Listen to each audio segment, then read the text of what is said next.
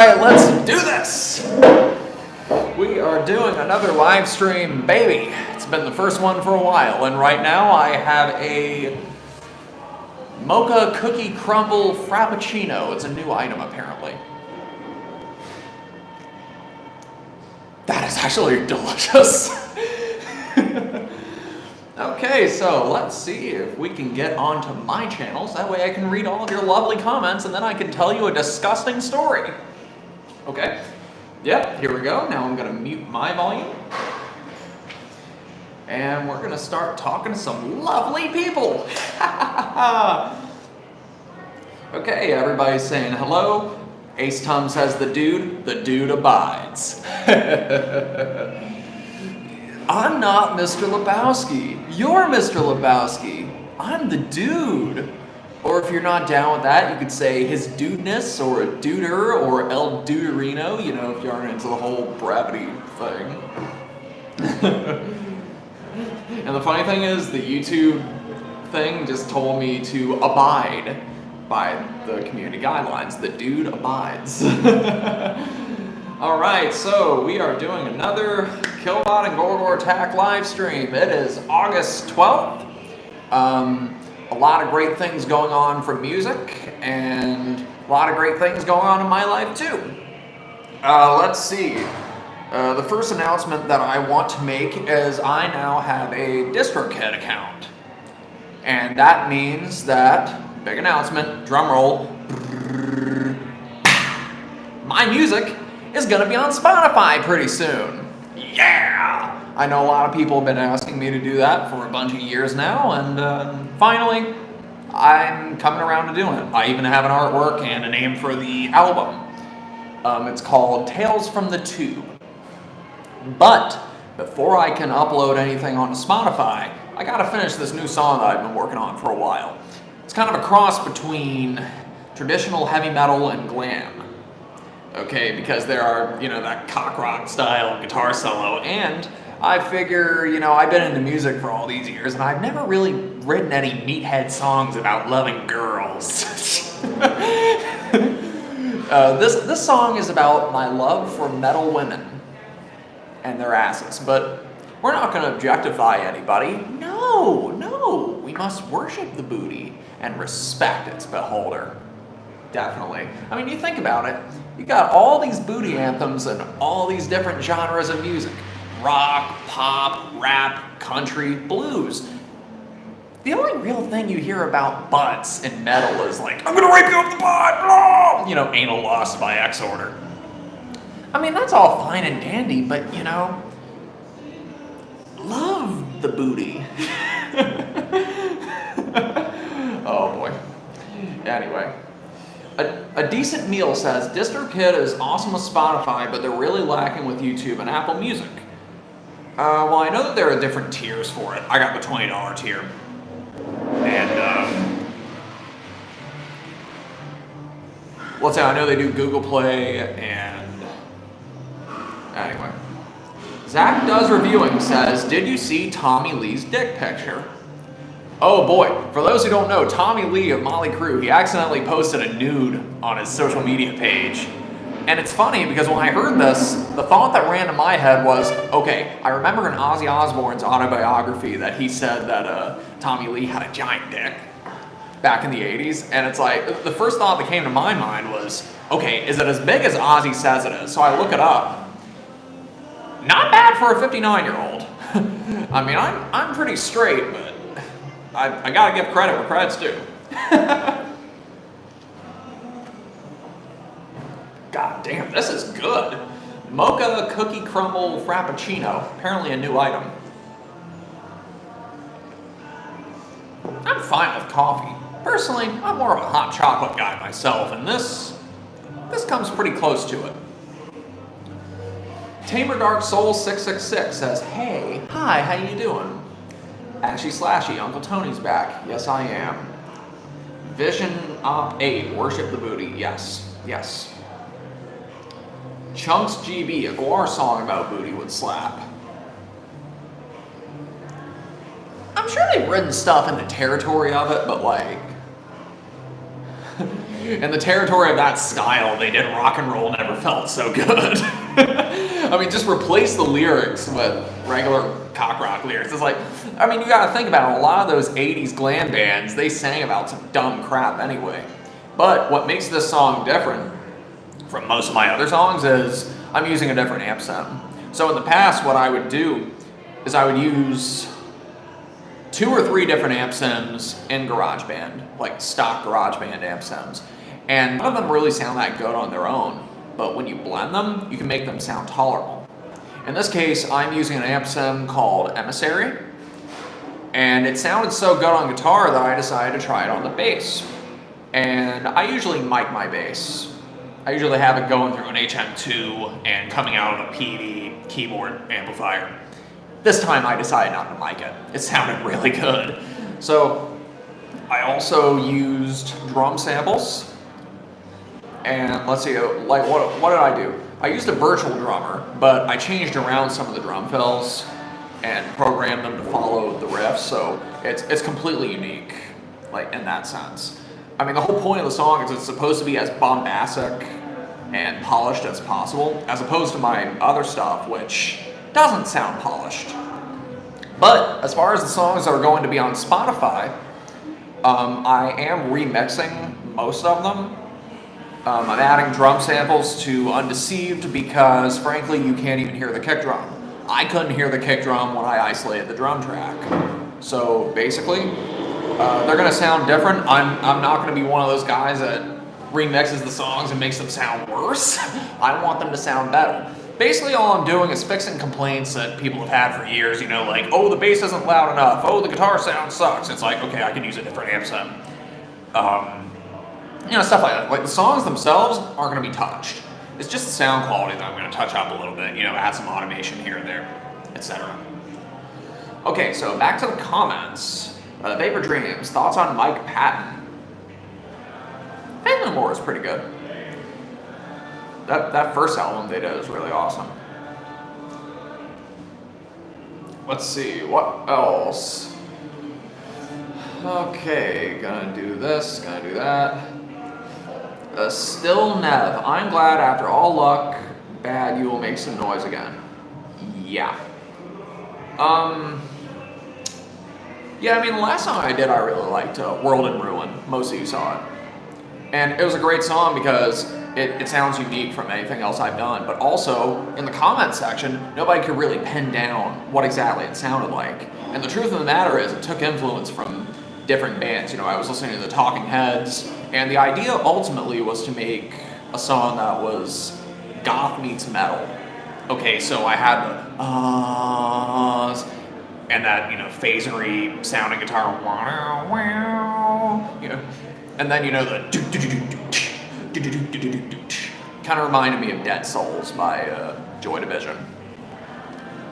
But more on the goth stuff later, because I do want to talk about that a little bit. But let's read some more comments. Serene Pierre, hey, a regular on my channel. The album announcement is awesome. Yes, it is.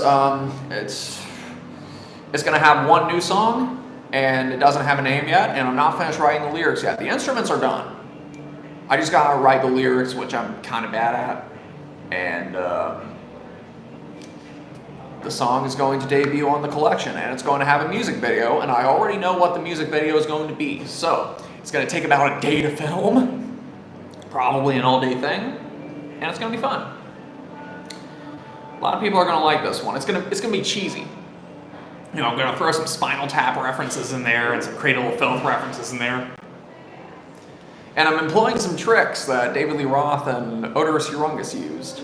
Because think about it. You want to get some swagger and confidence in your sexy song for the strippers?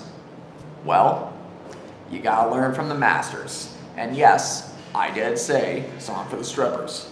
And it comes as an inspiration from becoming single again recently, my choice, and you know, having a nice experience at a nightclub, which I may or may not tell you about in a few minutes. It makes me giggle when I think about it. But a decent meal says, what's your favorite glam band?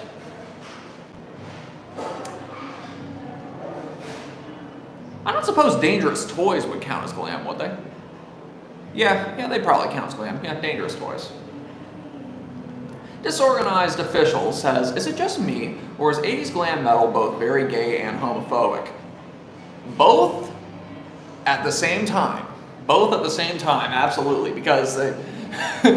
and El Duce from the Mentors made fun of this a lot when the Mentors were still around. Well, when El Duce was still alive, but yeah, it's like, they would dress up and, all these wigs and makeup and eyeliners and these ridiculous outfits.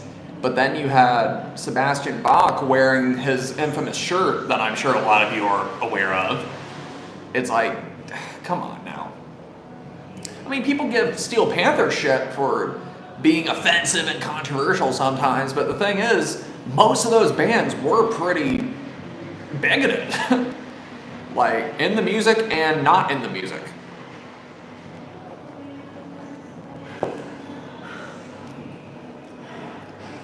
Steel Panther is just a pastiche of that type of music. Okay, we're going to move this here so that way I'm not looking to the left of the screen as much. Gary Branham says, what do you think of the new Slipknot tracks? I haven't heard any Slipknot in a long-ass time. I bought All Hope Is Lost when I was in 6th grade, so that's when that just came out. And so, every once in a while I'll get nostalgic about Psychosocial, but that's a band that I've just kind of outgrown. Honestly, it's a great gateway band if you want to get into more extreme metal, but like, from my personal taste, it's, I don't know. For me, the Iowa album is their best. It's their heaviest. Let's see, Ace Tom says, come to Boone, dude. We'd love to see you perform there. Boone, North Carolina? I helped somebody move there once. It was really nice. And actually, I met somebody in a nightclub recently who is going to college in Boone. So it was like, we met in Raleigh, and she's like, oh, I'm going up to Appalachian State next week. It's like, congratulations, it's a beautiful town. Dean H., what age did you start growing your hair? I started growing my hair when I was 14 years old. And the reason it's not longer than it is now is because of a couple reasons. One is because a couple of the stylists that I've taken it to, they hatcheted my hair. So for instance, when I told them I wanted it thinned out, they thought taking a strand among many strands and cutting it right here and doing that all over. Yeah, I was pissed. And also because I always get conflicting advice from people on how to take care of my hair, even now. You have people say, oh, when you wash your hair, don't blow dry it. And then you have other people saying, blow dry your hair. Make sure you blow dry your hair. Or use this conditioner. Don't use this conditioner. And likewise. And recently what I started doing, instead of using hair ties, I started using these scrunchies. And so my hair has noticeably been breaking a lot less. But also, instead of washing my hair 2-3 times a week, what I've started doing is washing it once a week. And at first, it got dirty and greasy pretty quick, but after my hair got used to it, it looks cleaner for longer. So, there's that. But I also do these protein treatments. I believe it's called Apogee. So after I shampoo my hair, what I do is I use the Apogee, which you can find at Sally's. It's kind of expensive. You put that in your hair for about 2 to 3 minutes, longer depending on how damaged it is. You rinse that out, then you put conditioner in it. And I personally like to put a Cantu leave-in conditioner after I'm out of the shower. So my hair has been feeling pretty hydrated lately. Okay, getting back to these comments. Jordan Strang, have you seen the new Beavis and Butthead film or series? No, but I really want to. I love Beavis and Butthead. Dustin Harrison, are you looking forward to the new Autopsy album? I already pre-ordered it, man. And the fun thing about Autopsy is for months I was planning on flying to Chicago to see them on October 29th.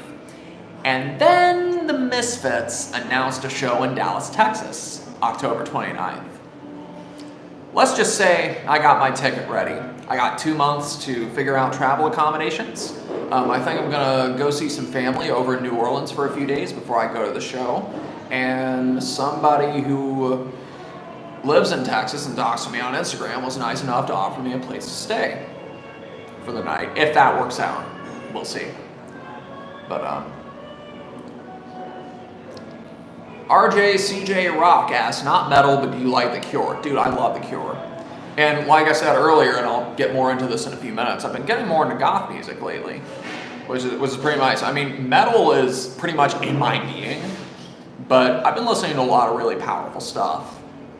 Mainly inspired by the nightclubbing that I've been doing lately, but also, you know, I've kind of always listened to some of that music to begin with, like, you know, Susie and The Cure and Drab Majesty. I've been listening to those bands for years, and Magazine and all the other stuff, so, you know.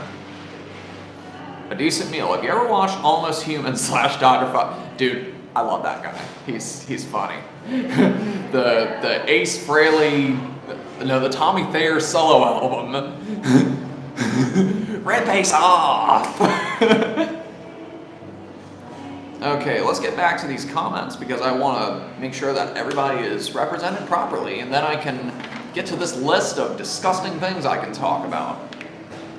Foxifer says, I love goth music. A newer band to check out is Fearing. I heard somebody mention that in the comments pretty recently. Comment section to another video. Let's see. El Necron, more comedy skits in the future? Oh, you bet. You bet. In fact, I got a really good one yesterday. Let's just say it involves literally planting the seeds of the metal. In other words, growing a metal garden. I also have another idea, which I've already filmed this, I just haven't done the voiceover for it yet. What goes on in the Dave Mustaine bedroom when he's with his wife? And all it is a single shot of a door for 2 minutes. And you hear what's going on, you just don't see what's going on, and you'll see. I've kind of had a lot on my plate lately, so, you know, I'm definitely getting in the habit of trying to upload more, and that's part of the reason I'm doing this live stream is because, you know, hold you guys over, and I enjoy doing these, so. Anthony Neal says, I sent you money. You did? Did it tell me that you sent me money?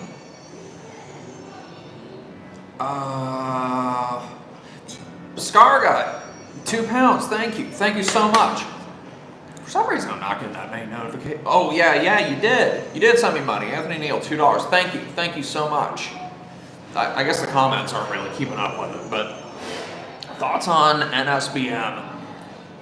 Generally, I like to separate the art from the artist in most cases, but, you know, when Nazi stuff is where I draw the line, you know?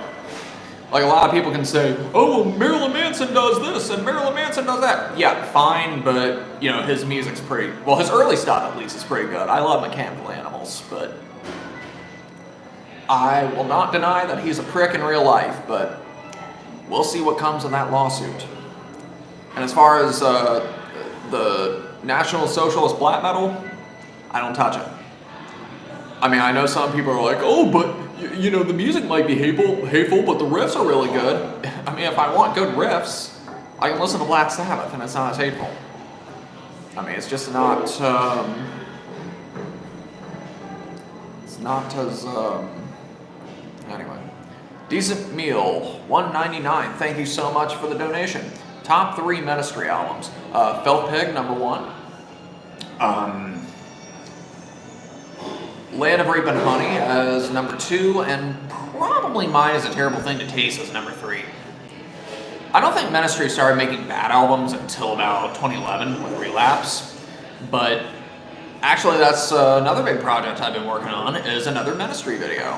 Because for years now I've been saying that I've wanted to do a video on the Bush trilogy, and the script is almost finished. I'm on the last part, but there's a lot of stuff in place, so it's going to be all 3 albums in one video, and it's going to be a different format than my other Ministry album reviews, so we'll see what we can do. Alright. Opal Garcliffe says, regular working people do not have the luxury of separating the art from the artist. Why should musicians? If you support scum, you support his lifestyle. To an extent, but also, you know, every human has skeletons in their closet. So, you know, if I stop listening to bands because of their shitty behavior, 90% of the bands that I listen to, I'm not going to be able to listen to anymore. It's like, okay, you got these rock stars in the 70s. I love AC/DC, I love Kiss, I love Black Sabbath, I love Ozzy. But like a lot of those bands, you know, they were doing stuff with underage girls. On one hand, you could say, oh, well, you know, that was a different time. It wasn't a big deal back then, which, I mean, yeah, their behavior was pretty shitty, but like their music was fucking good, you know?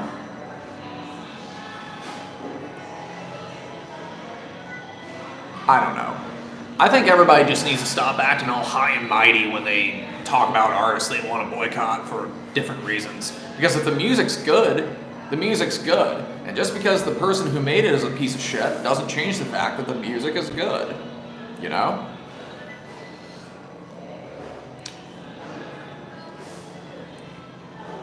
Voxifer wasn't a big deal as a weak sauce argument, in my opinion. Yeah, it kind of was. I mean, Kiss wrote songs like Christine 16, and, you know, AC/DC had that song Love at First Feel, which, you know, like one of the first lines in that song was, I didn't know if you were legal tender, but I'd spend you just the same. Oh boy, could you imagine if these bands did that now? There'd be no chance. And Motley Crue, there was a song on Dr. Feelgood. Tattoo crawling down her legs, so sexy. She's so young, if I get caught, they'll arrest me. Dude, this was common back then, and nobody batted an eye, okay? So, I don't know. It sucks that was a part of music. Thankfully, it's being left in the past. You know, there are definitely things about the music scene and the rock and roll scene that shouldn't have been a thing back then, and I'm glad aren't a thing now. On a lighter note, when will you be covering a metalized version of a Tori Amos song? Thanks for the sticker from Opal. Thank you. Yeah, that'd be funny, wouldn't it? Maybe I could do a metal version of Past the Mission. Butchered. That girl canceling Metallica should not look up Burzum or Mayhem. Dude, these people have nothing better to do with their time. And it goes back to people looking for excuses to be miserable. You know?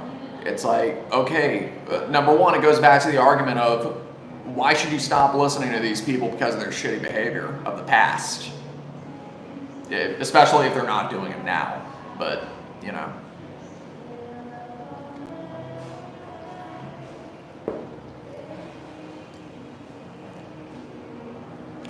Okay, so, story time. I was watching a porno recently, and it was Cherie DeVille. Okay, she was the main actress being featured.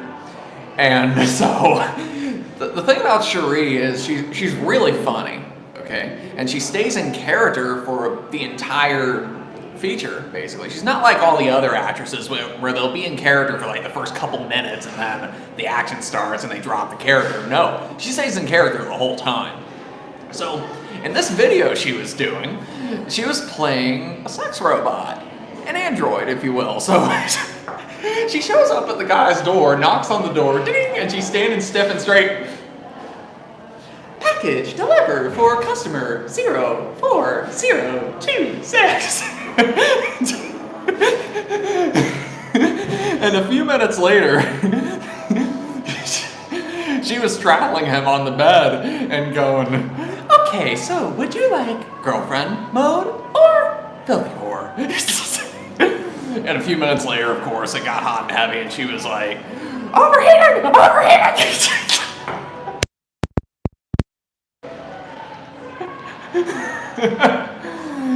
Oh my god. Okay, so, yeah, yeah, she's become a new favorite, definitely. I got introduced to her by watching the Holly Randall podcast, actually.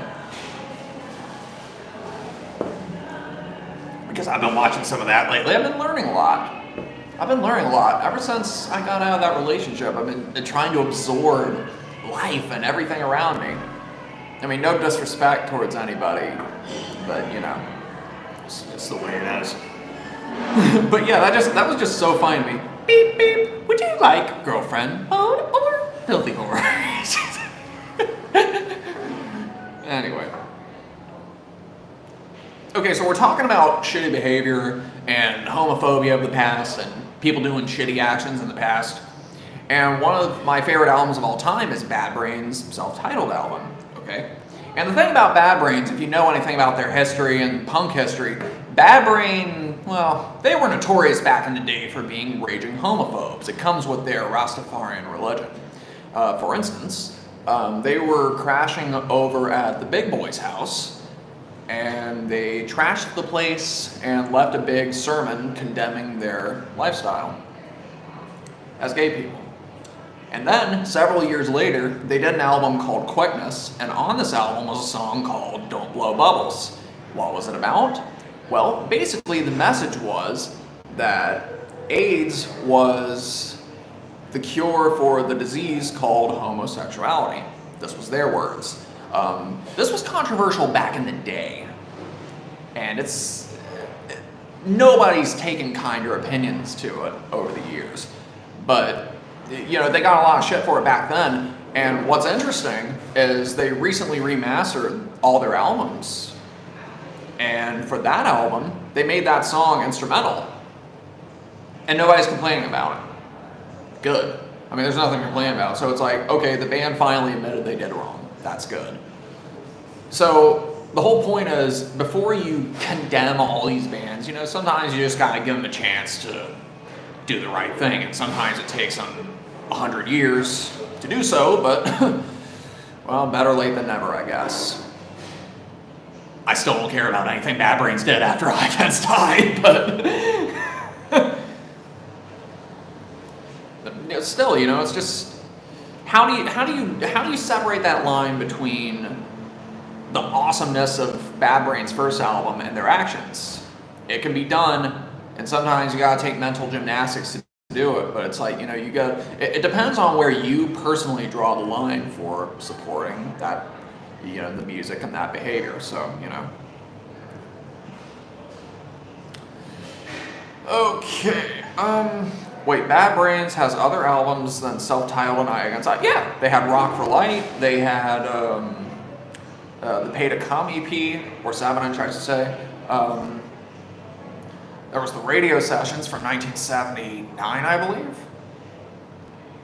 There's Rise, and I think they started getting kind of bad in the 90s, because what happened was, for their reggae stuff, they started using virtual and electronic and MIDI instruments, and everything started sounding kind of fake. So it's not really my thing. Like, the first couple albums were really good, and then after that, they just kind of sucked.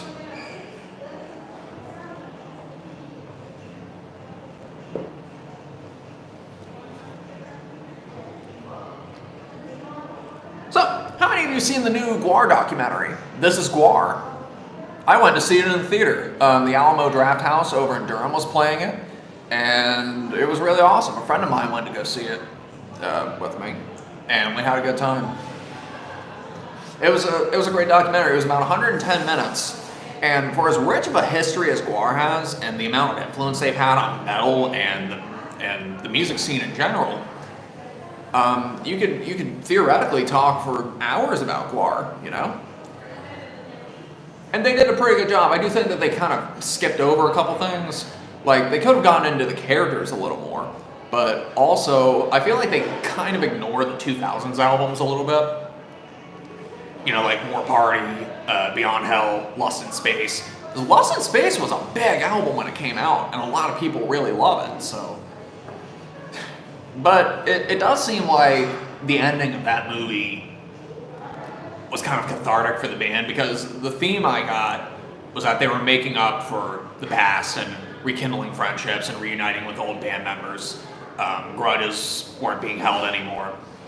And the funny story is, Hunter Jackson, who was a main part of Gwar in the early days, he had a pretty bad falling out with the rest of the band, specifically Dave.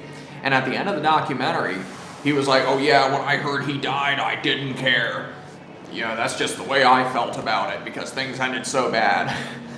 And apparently, at the theatrical showing in Richmond, when he said that, somebody in the audience yelled, "Fuck you, Hunter!"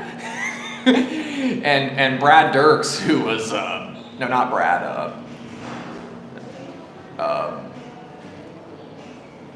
I'm sorry, it's Michael Dirks, but Postulus, yeah, Postulus was in the front row watching. He heard the guy say, "Fuck you, Hunter," and he laughed his ass off. Great stuff. Great stuff. Fucking Slayer says fucking Slayer. Fucking Slayer indeed, my friend. So let's see, what else? Gary Branham says, HR's brain is fried. That's the problem. Yeah, he's got some issues. I kind of feel bad for Daryl Jonifer for having to put up with that. I guess there's a reason why Bad Brains haven't really done a tour in several years.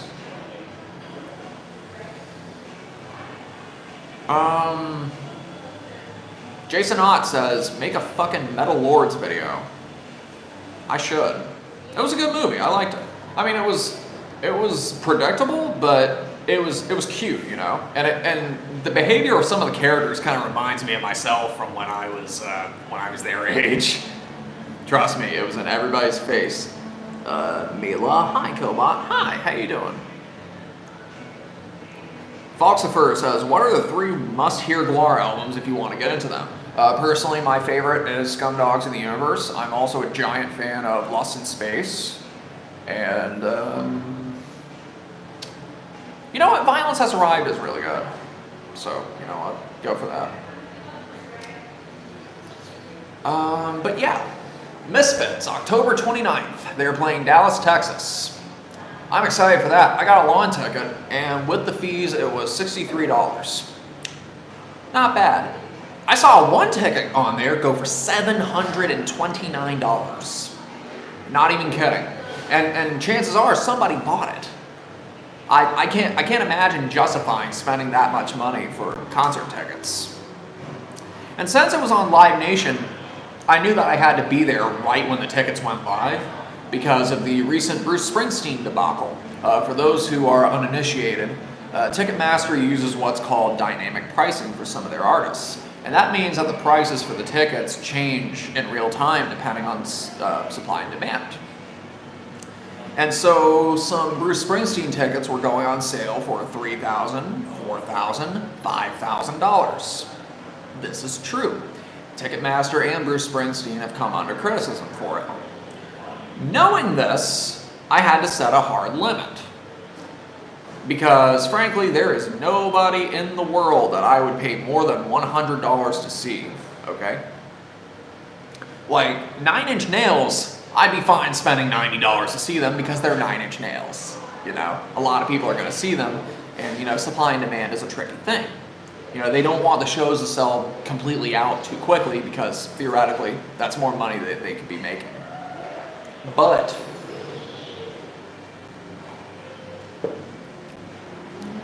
for me, it's a matter of principle, okay? Most of the best shows that I've ever seen in my life, I've never had to pay more than $40 for. Even Gwar, with their giant stage production, with the amount of things that they have to do, they have every reason in the world to charge more than they charge. I've never paid more than $40 for a ticket to see Gwar, ever. You know, I've seen Toxic Holocaust and Haunt and 2 other bands at a pizza place for $5. Excellent show. Cannibal Corpse and Obituary, best show I ever saw. I think I paid $30 to see it. I mean, the point is, you can see 3, 4, 5 bands for so little money if you're into metal, and it's nice. So there's no real need to spend a fortune to go see Iron Maiden. And I love Iron Maiden. But if you want a pit ticket to see Iron Maiden, you better sell a kidney first, because man, that is a tough sell. That is a tough sell. Stream Pierre, saw Nen at Hellfest, close to the stage. It was excellent. A friend of mine went to Hellfest. Shit, you and Craig would actually probably get along. But, Okay, how Three-Legged Raccoon says, how can I convince my mom to let me go to school, let me go to a metal show on a school night? Just prove that you're trustworthy, I guess, and get up early the next day and go to school. I mean, I went to 2 or 3 shows on school nights, but you know what happened? I was at school the next day. That's a true story. Okay. Unpopular opinion, World Demise is one of Obituary's best efforts. Written by Jade Serpent. I agree. I like it better than The Incomplete. Better production, better songs. Excuse me. Okay, so I'm going to tell you about a little experience I had recently buying a book off of eBay. So, I'm sure many of you are Nightwish fans. I'm enjoying Nightwish lately because a friend of mine got me into them last summer. And they had a book called Once Upon a Nightwish. Or you could say it like they would say it, Once Upon a Nightwish. Anyway, the book has been out of print for a lot of years because it was written in 2006. Well, published in 2006. And so the book is kind of expensive. You know, on eBay it'll go for $60, $70, $90, $100. And so I was having a pretty good month a couple months ago and bought a copy of the book. And what the seller didn't tell me was that he must have spilled coffee or tea or Coca-Cola or something on the book, because like it was real dark on the top of the book and some of the pages were stuck together. And not just in one spot, several spots the pages were stuck together. So before I even messaged him, I tried using a blow dryer to see if I could separate the pages. Nothing happened.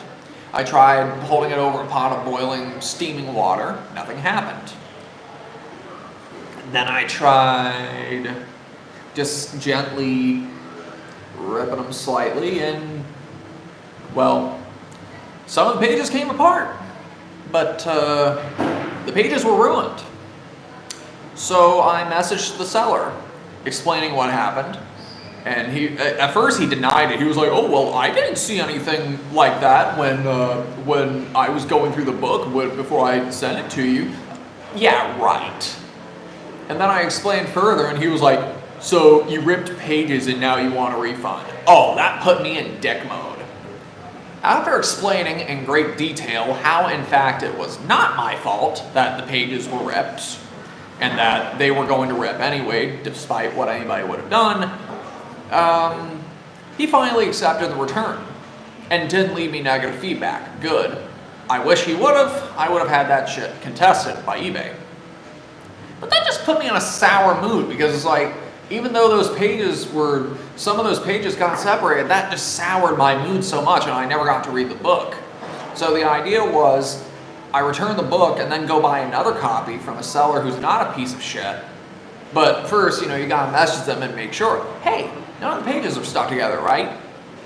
But knowing eBay, most of the time they don't message you back anyway because they're lazy businessmen. But anyway. It stinks, you know. And that was a book that I really wanted to read too. You know, that Nightwish has several books, and that's one of them. You know, that's one of the ones that the fans really like because it's the most fair and balanced, considering all the drama that's gone on in that band. But anyway, Anthony Neal donated another $1. Thank you. Thank you so much. Thank you. Jack of all trades, rip book. Yes, rest in peace book. Poor book, you know. I mean, that's the trouble of buying and selling on eBay sometimes, is people think that they can pull a fast one on you, but you gotta be smart about it. You know? Because they will screw you if you're not careful. Anyway. So we were talking about Gwar a few minutes ago. The last time I saw Gwar was in Charlotte, North Carolina. That was on June 4th, I think. Goat opened for them. And honestly, Goat stole the show. Goat was awesome. And the guy who made my patches was at the show. By the way, I still have some patches available on my Bandcamp page if anybody wants to buy one. But Gwar were terrible. Like, for one thing, Blothar was sick because he got COVID, so he wasn't at the show. And so the rest of them showed up on stage. They didn't decapitate anybody until about 3 songs in. And, like, the banter was awkward, the storylines, there wasn't even really a storyline because, you know, one character was missing, so the whole thing just felt disjointed. And they picked some odd song choices. I don't know, it was weird. But the worst part about that night, I was in the front row, and on the PA they were playing Iron Maiden's The Evil That Men Do. Over and over and over and over for about 30 minutes before Gwar got on stage. And the way that song begins and ends, you know, it sounds like it's going on a continuous loop, so you don't really notice when the song begins and ends when it's playing like that. But after about 15 minutes of this, I was like, you know, this same song has been playing for the last 15 minutes. A few more minutes go by. The evil that men do lives on and on. And I'm wondering, hey, I wonder if the evil that men do goes on and fucking on. I mean, that song's repetitive on its own to begin with, but man, I got so sick of it. And then I thought, man, it could be worse. They could be playing the 6 Feet Under cover of The Evil That Men Do. I mean, Chris Barnes thought it was a good idea. And the funny thing is, when you listen to that cover, the instruments sound good, the band sounds good. So the first 40 seconds of it, you're like, okay, this is actually pretty nice. And then Chris starts singing.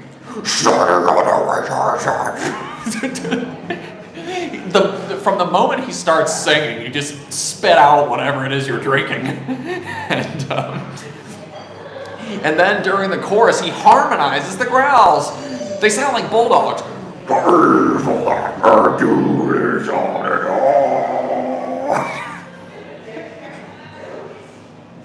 I joked about that to a friend of mine. Yeah, the possibility of the 6 Feet Under cover being played over and over again. And she said, yeah, that song is playing on one of the circles in hell on a loop. My lord, I feel sorry for the rest of his band. You know? And the funny thing is, 6 Feet Under has had good albums. They're capable of doing good work. But they settle on doing dumb shit like that. Emilio, hi. Yesterday you appeared on my homepage, and I really like your videos. At first I was sad because the video I watched was the Lords of Chaos one, but I'm really happy that you still make videos. Yep, that ended up being my biggest video. I think I worked for 2 weeks on it. Hopefully it gets up to 1 million views at some point. That'll be nice. Raider says, do you like the game Quake? That game is what started me listening to 9 Inch Nails since the band did the soundtrack for the game. Yep, that was, I love that game. The second one's also really good. Haven't played anything after that one. Actually, as far as shooters go, I really like Blood. That game's awesome. It's so over the top and absurd and action-packed. You get the cultists, Ananas Infallible! But, recent metal CDs I've acquired lately. So I've been wanting to do a video for years on Impaled's first album, The Dead Shall Dead Remain. Because there's a story about how they had to re-record the album 10 years later, like note for note, with that lineup that hadn't been with the band for years. You know, because of rights issues. But their second album, Mondo Medical, excellent album. It's been out of print for a long time, and it's kind of expensive to find. You know, usually it goes for about $60, $70, $100 on eBay. I found one for about $30 on Discogs in England. Talk about a lucky find. You know, sometimes when you shop for music, you gotta like be quick about it. Jack of all trades. Did you hear about the Locust member Gabe Serbian dying earlier this year? Man, that did suck. Because, like, the Locusts, they're an underrated band, you know? Definitely some good stuff. And I've been listening to them for years. So. Your mom's lovely says, what is going on in the background? Well, I'm currently in a Starbucks right now in the quiet room. And there isn't a door here, so I can't drown out some of the sound. And the reverb in here is out of control. So I got the microphone as close to me as I can get it without it clipping like crazy. So there you go. J1 Gold Jen, no, I'm sorry, I butchered your name.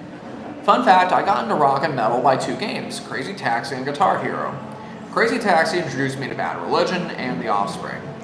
Yep, Guitar Hero introduced us to a lot of great music. Pantera, that's where I first heard them, because Cowboys from Hell was in the first game. The Butthole Surfers, who was in my room last night, was in the second game, I think, so there you go. But, yeah.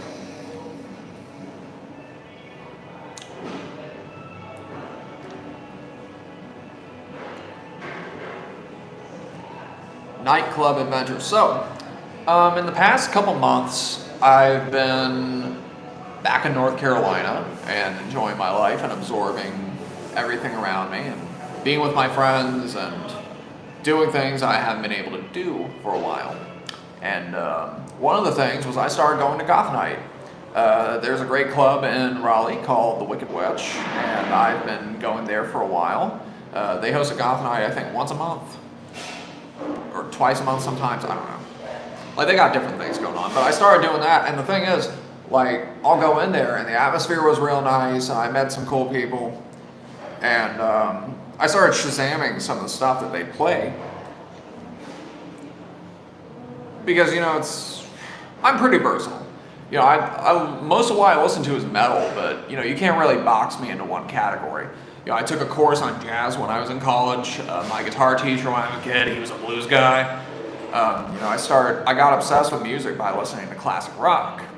And so I listen to punk, and I listen to industrial, and I listen to a bunch of different things. But as far as the goth stuff goes, you know, I've been kind of flirting with that style of music for years because, you know, I've been listening to Drat Majesty and Magazine and Bauhaus and Sisters of Mercy and Susie and all those other bands for a lot of years. But I figured, hey, why not get deeper into it? Because, you know, I enjoyed the vibe of being, you know, in a setting like that. And as far as that type of music goes, most of the stuff I'm familiar with is on the industrial side of the spectrum, which, again, I've been listening to for years. I'm a giant Skinny Puppy fan and Frontline Assembly and Throw Kill Coil, stuff like that. And so I've been pointed in the direction of different stuff.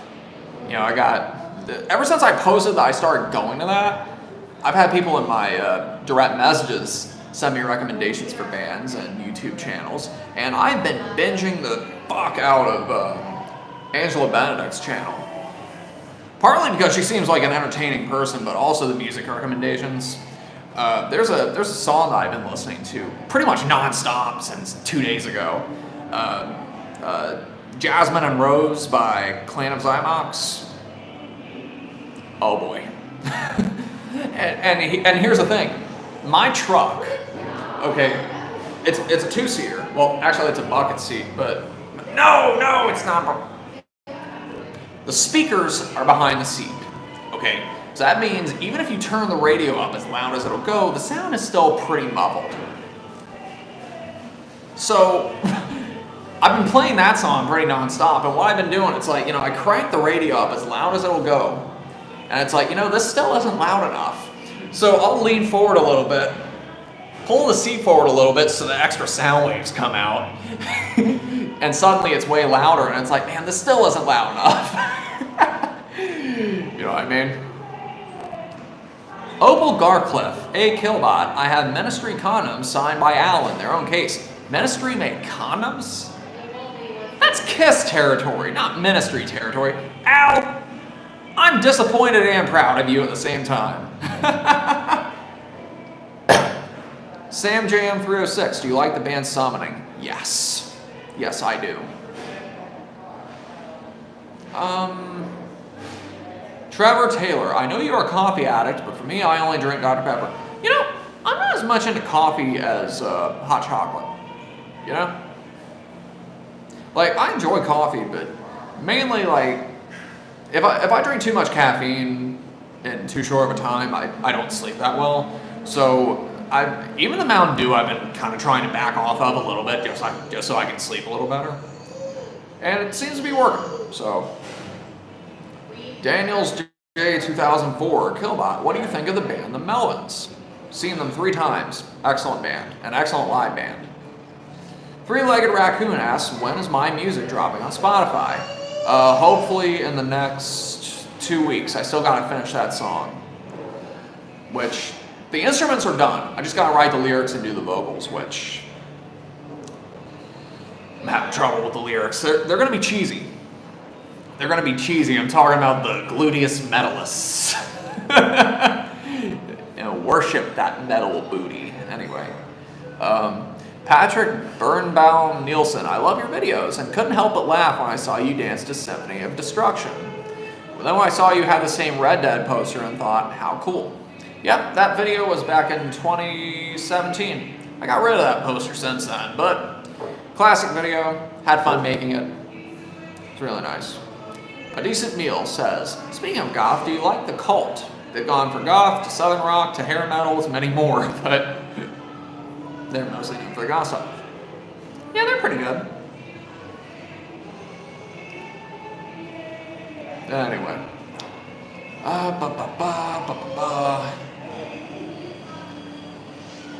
What?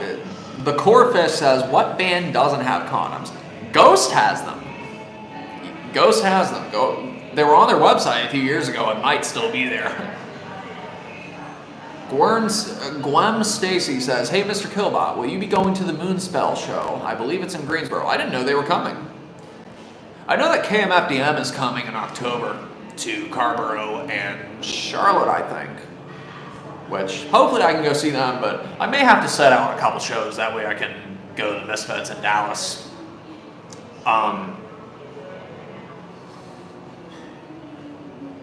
What else?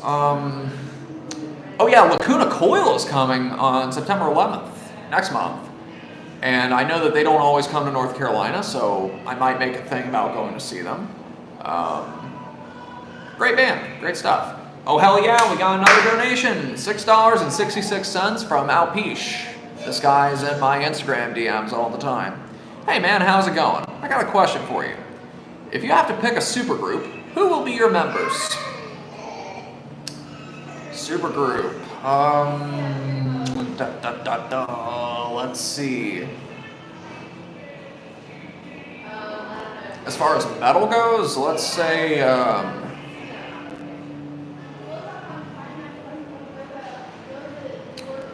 let's see, Trey Azagtov would be one. Okay, he'd be one of the guitar players. Who'd be the other guitar player? Benny Lobella is the other guitar player. Who would I have as drums? Let's get Mike Smith of Suffocation on drums. And who would be the bass player? Let's get Alex Webster. Yeah, let's get those 4 guys. Denisha Freeman, I'm waiting for Nightwish or Epica condoms. 9 Inch Nails apparently icon. No way. No way all these bands had them. No way. Isaiah Page, have you been to Knotfest? No, I have not. I have not been to Knotfest.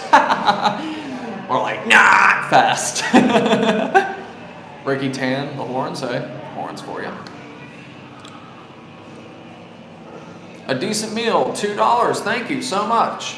Top 3 Exodus albums. Tempo of the Damned, Bond in My Blood, probably Fabulous Disaster. Denisha Freeman, go see Lacuna Coil for me. I think I missed their New York City show. Yeah, that was, I definitely want to see him. Good stuff. Christina Scabia is a fucking babe. She is a fucking babe. And the funny thing is, a couple of weeks ago, she accidentally posted an ass picture on her Instagram page. She posted it, then she took it down pretty much immediately and said, whoops, you just saw my butt. And I'm sitting there thinking, man, I hope my ass looks that good at 50 years old. Thank you. Thank you, Christina. Let's see. Gary Branham, what is the freakiest thing you've ever witnessed with your own eyes? I've seen some shit in my life. I don't know, I'll have to think about that.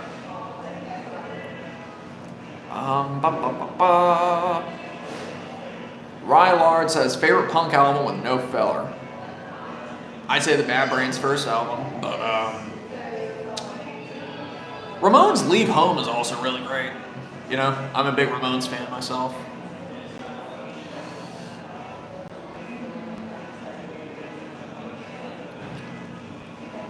Denisha says, we might have to fight over Christina Scabia. I'm totally gay for her. Go look up that picture on, it's on Reddit.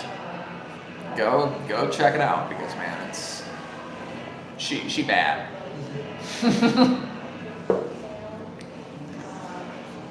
Darkle Slayer 7 says, how do I stop getting bullied? Fight back. You might get in trouble for it, but fuck it. You know, it's either you or them, and the way I see it, might as well be, don't be a victim, is what I'm saying. Okay, so I know a lot of people have Pantera on the mind, so there's the recent announcement that Pantera is going to be a tribute reunion tour, something with Zakk Wylde and Charlie Benante.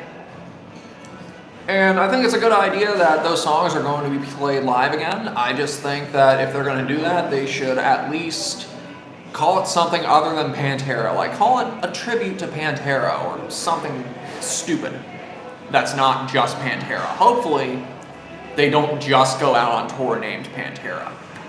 Because, frankly, without the Abbott brothers, it ain't Pantera. Okay?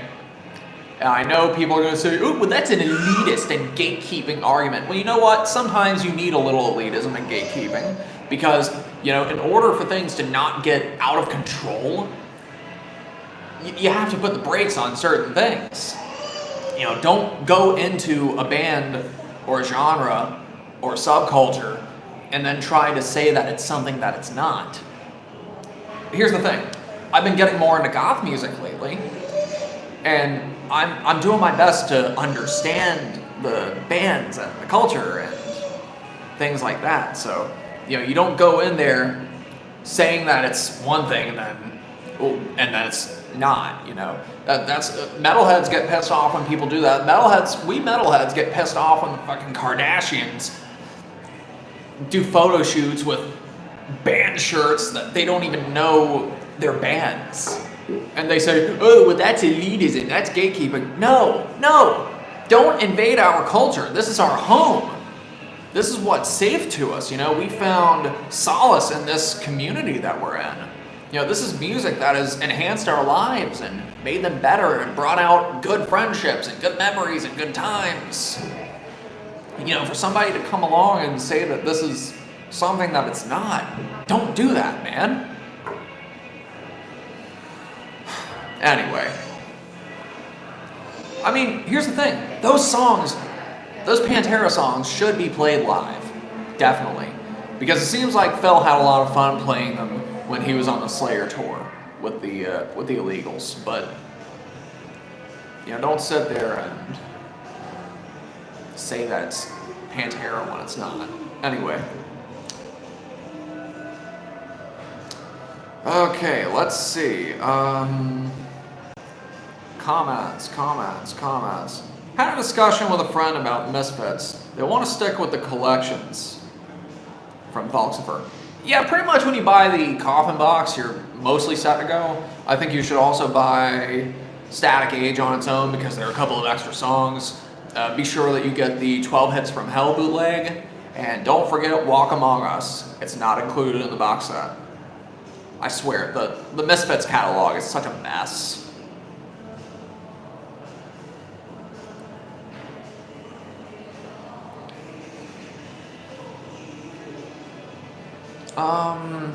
Somebody said a comment about Ministry pretty recently, so let me.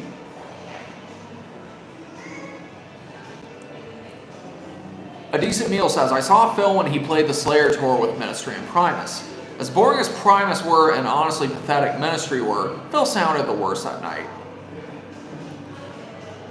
Like, when I saw them, Ministry was the best band that night because Slayer played unusually sloppy. Totally different from the first time I saw them. Vapor Dreams asks, what's my favorite porn star? Joanna Angel, my girl! And Cherie DeVille, she's becoming another one. And you know what? Alexis Texas. Yeah, total babe.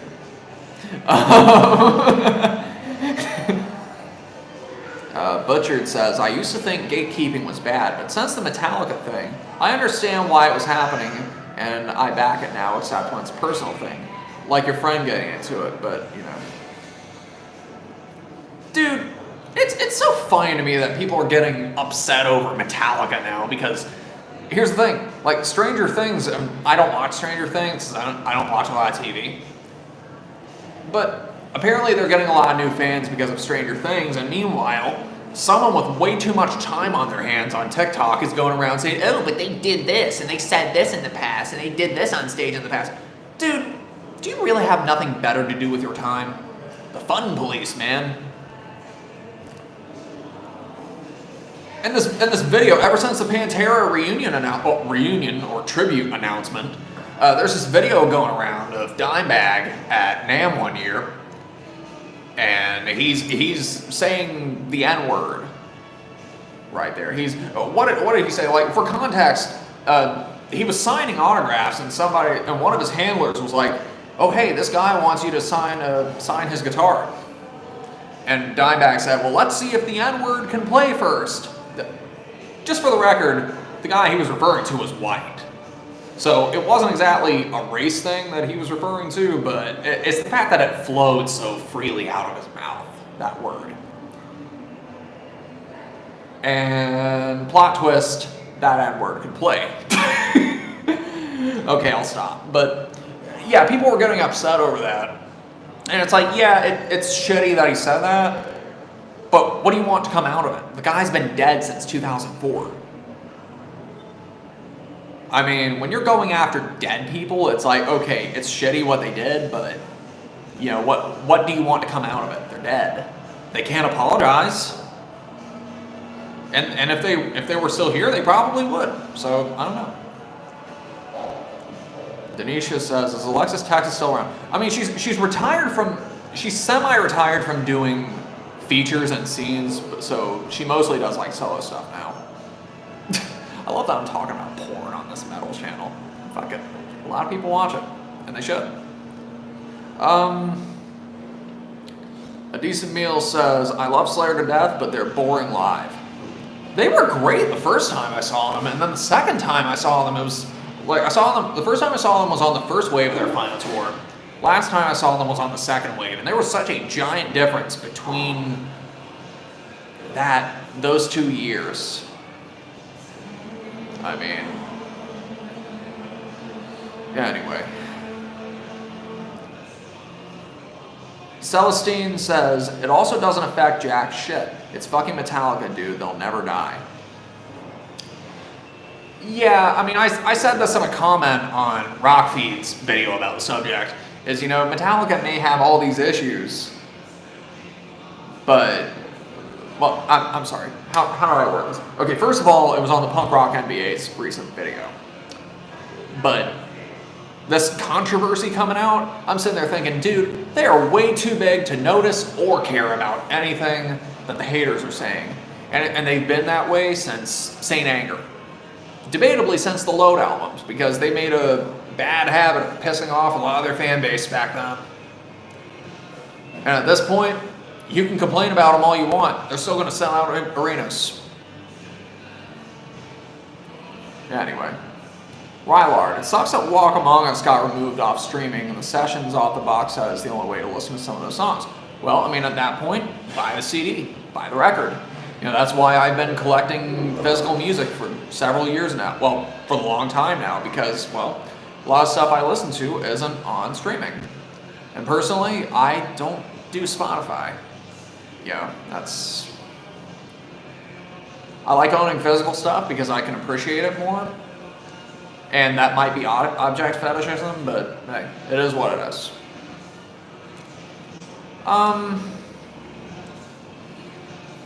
Three-Legged Raccoon says, how does one record a song with such skill as you? My songs suck and I can't come up with a good riff. Any suggestions? Well, you think about the songs that you really like, and then you take inspiration from them, you know? Like you think, okay, so the Talking Heads, they made a song with repetition, like their biggest song had one bass line, one drum line, and it ended up being their biggest song ever, once in a lifetime. So I can write a song like that.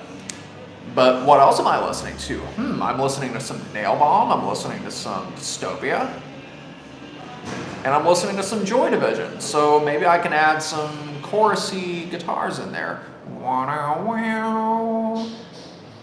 Thus, World in Ruin was conceived.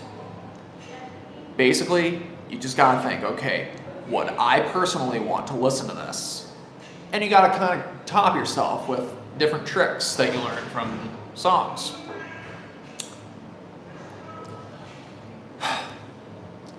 Let's see, what else?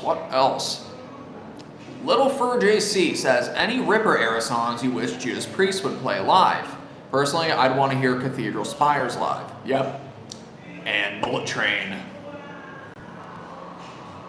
They should play Cyberface, watch half the stadium walk out. God, I can't believe they put that on an album. That was... You can tell KK Downing was going through the motions because, man, if he was invested, that song wouldn't have made it past the demo stage. Stand by me. Bad Omen says, what other music do you like? Have you heard of synthwave like Perpetrator? I do like some synthwave. Did see Carpenter Brute a few years ago, opening for Ministry. But, you know, I'm pretty versatile. Like I said earlier, you know, you can't really fit me into a box. You know, metal is most of what I listen to, but I'm also into punk a little bit. I'm into industrial. I like classic rock. I like blues. I like jazz. I got Tori Amos in my collection, so there you go. And that's one of the weirder criticisms I've gotten over the years is like, oh, Killbot's a metal elitist because he doesn't like hip-hop, he doesn't like country music, he doesn't like modern pop music, blah, blah, blah. It's like, have you seen my record collection? I mean, I had a Tori Amos record in one of my first videos, the Bathory video. Next up, Tori Amos Under the Pink. Blood, fire, death. You know? Darling. Grimidon, how are you doing, my man? Pretty good. Excellent. Just enjoying my cookie crumble frappuccino and talking to you lovely people. Raider says, have you played Doom Eternal? Yes, I have. Excellent soundtrack and hard as shit. I love games like that. You know, it's like, for a while, video games were too easy and held your hand too much, and now we're going the opposite way. Video games are not holding your hand at all. They're difficult, and they're masochistic, well, sadistic, and they make you want to pull your hair out. But the cool thing about me going to goth clubs is like, it doesn't really take me much to push me to look a certain way, okay? So if I'm on a cruise ship and I've got like a Hawaiian shirt on or a nice dress shirt on, people say I look like Robert Plant, you know, like a 70s rocker. I go to a metal show and I wear one of my Morbid Angel or Cadaver shirts and I look like a metal dude. I go to an industrial show wearing a Ministry shirt, I look a bit like a Ribbit Head. For Goth Night, all I gotta do is like put on all black and I'm good to go. Like, see, because, I don't know, I have that look about me, like I could overlap in different areas. And you think about it, these genres I just mentioned, they all overlap in different ways. You know, underground music, seen as extreme by some of the mainstream. A lot of it's been persecuted in talk shows and by parents and stuff like that. And I'll tell you a story. Since I grew up in kind of a shitty household, I can tell you that the first time I heard Iron Maiden's Number of the Beast was on Sirius XM42. I was 14 years old. And so, you know, I heard that Vincent Price intro. The number of the beast is 666. I was in the car with my stepmom listening to Iron Maiden. And I loved the song so much that a week later, I went to school and I'm not a religious person. Never really knew anything about religion. So I didn't know that 666 was a sacrilegious number. So I wrote 666 on my hand at school that day as a prop to Iron Maiden, because, you know, you're in school, you're bored, you write stuff on your hand and your arms. So I wrote that. I came home that day, and my dad and my grandpa asked me, "Oh, what's with this 666 on your hand?" It's like, "Oh, that's the number of the beast." "Oh, take that shit off, that's sacrilegious, blah, blah, blah." I'm like, "What does sacrilegious mean?" "Oh, blah, blah, blah, blah, blah." Like, wouldn't explain what it was. And a few minutes later, they're talking about, "Oh, well, what the hell was that shit?" I'm like, "It's an Iron Maiden song, The Number of the Beast." "Oh, well, it's also worship of the devil because," and they quote some random Bible verse at me that it's unexpected because, like, they never went to church. Typical people, you know, they say they're Christian when it suits their arguments, but, you know, you won't catch them in church. You won't catch them practicing the teachings of Jesus. But they're over there talking about, "Oh yeah, well, I'm not going to be raising a Satan worshiper, blah, blah, blah. And look at you, Mr. Man in Black. I don't raise no goth kids." It's like, well, what difference does it make to you if I am? It's like, you know, this... Look, my father's side of the family was kind of stuck in the 80s. And so, you know, a lot of that satanic panic, conservative, moral majority stuff kind of stuck with them. And still does, apparently. And apparently it's a lot worse now than it was when I disowned them many years ago. But it's just one of those things where it's like, fuck, man. I mean, you sit there and you're trying to praise Iron Maiden and people won't even explain to you what it is that you're supposedly doing wrong.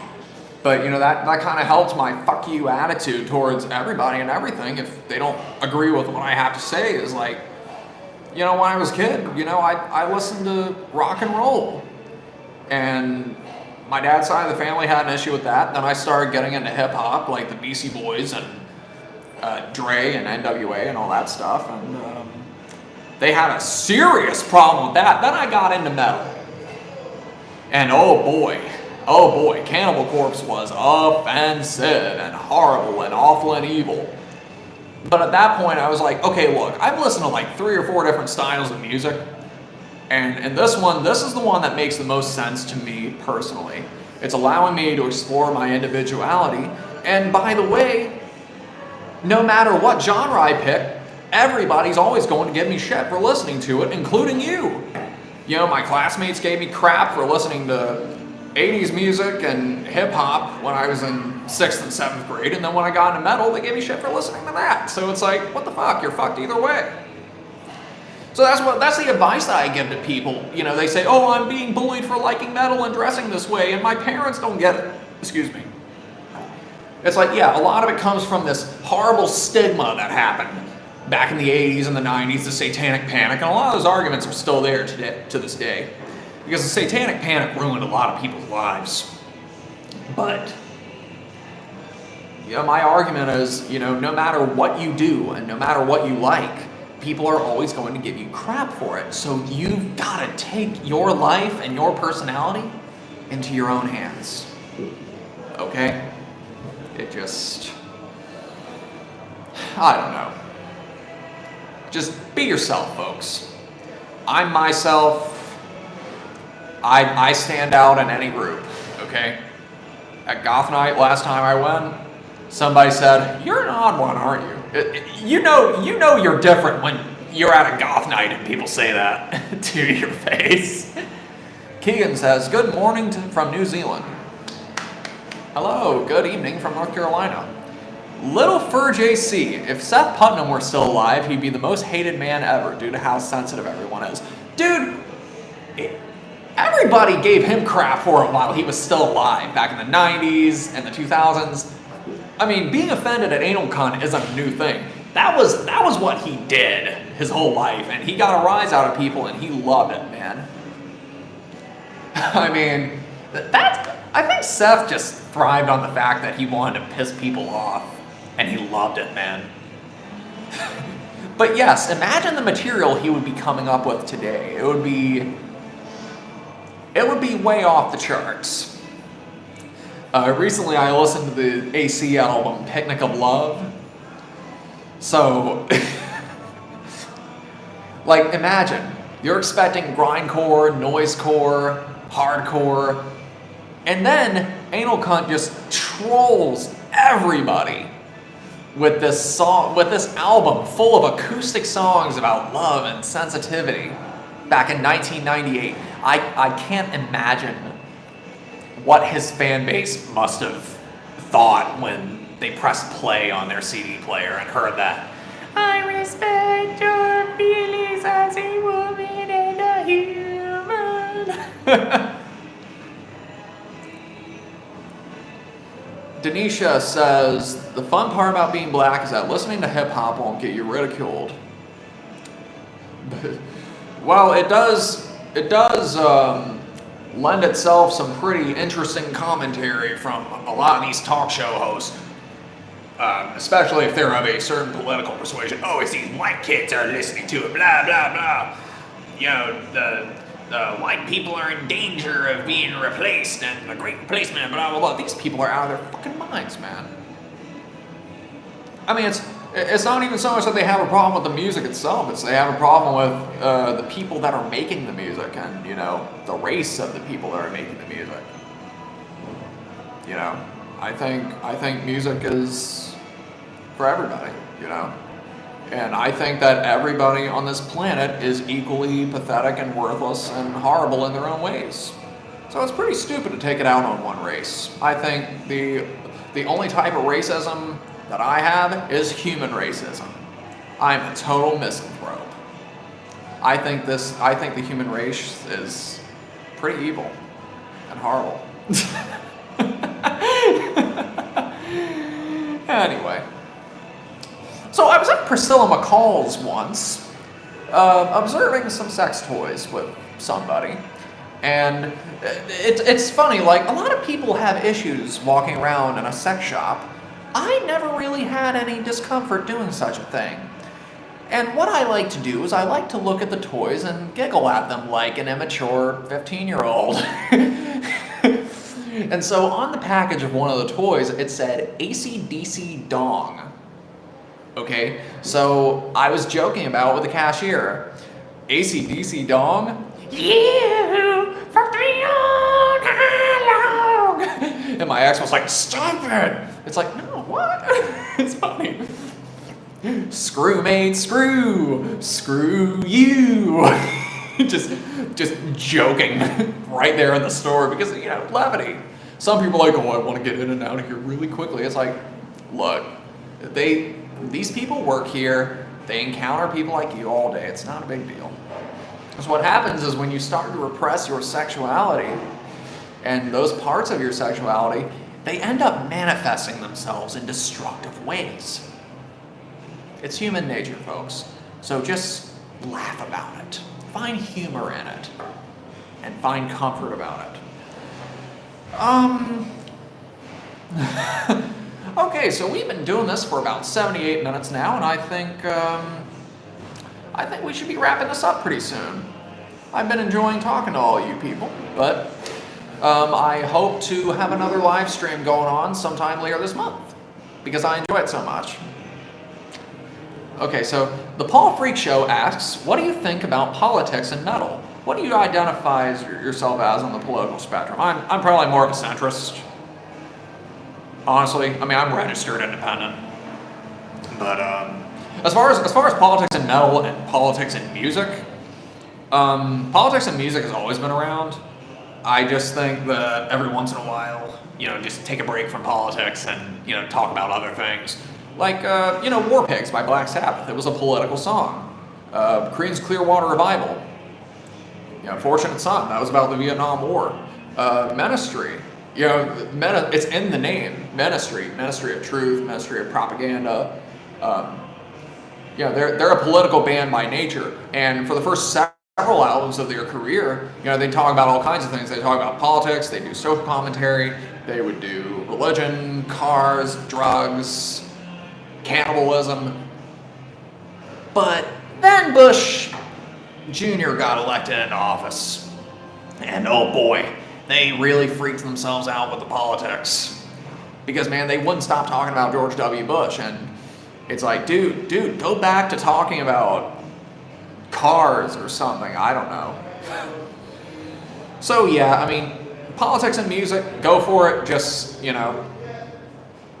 keep it on a respectful level, because politics, it's a divisive subject. Okay, there's a reason why I don't really talk politics on this channel, is because it's a divisive thing. Now, I have my own values that differs from a lot of people that I talk to, I guess, but I'm one of those people that I hear these things and I go, okay, so how's that working for you? I can get along with anybody, but like there are some channels that they don't talk about politics, and then they talk about politics nonstop, and they lose subscribers or they gain subscribers. They gain the wrong type of following, depending on your definition of wrong. And it's some things just need to be kept private. Anyway, where can I recommend you bands? From Rasmus Eden here on my social media page and my DMs. Three-Legged Raccoon says, thanks for reading some of my comments. Still my favorite YouTuber. Well, thank you. Thank you very much. Denisha says, talking politics will turn your comment section into a shit show. Yeah, I generally don't pay attention to politics anyway, if I can help it, because it makes me angry and depressed. You watch some of these news shows and you listen to some of these commentators, and they're always so angry. And you sit there and wonder, okay, if they're like this on TV, imagine what they're like at home. Imagine if their wife, doesn't have them food ready in time by the time they get home. Oh, no, you're not cooking right. You're not cooking my meals. You're a libtard. These people are crazy. But, okay, off politics. What was it? It was the Decline of Western Civilization 3 video that I did, where in the documentary, some of the bands were talking about politics. And oh boy, the comment section for that video was... Man, none of my videos ever had a comment section like that. Oh boy. Anyway. But, it's, Anyway, anything else that I can talk about before I leave? Well, I guess all I have to say now is I have a collection of songs coming up on Spotify pretty soon. The date will be announced. I did the artwork myself in a program called Ibis Paint. And I have a new song coming up that's going to debut on this collection. And it's going to have a music video. It's going to be about my love for metal women. And I also have a ministry video coming up pretty soon. And I've got a couple skit ideas. I've got so many videos I want to do, and it feels like there's not enough hours in the day sometimes. So, thank you all for sticking by me, and thank you all for tuning into this stream and participating with me. So,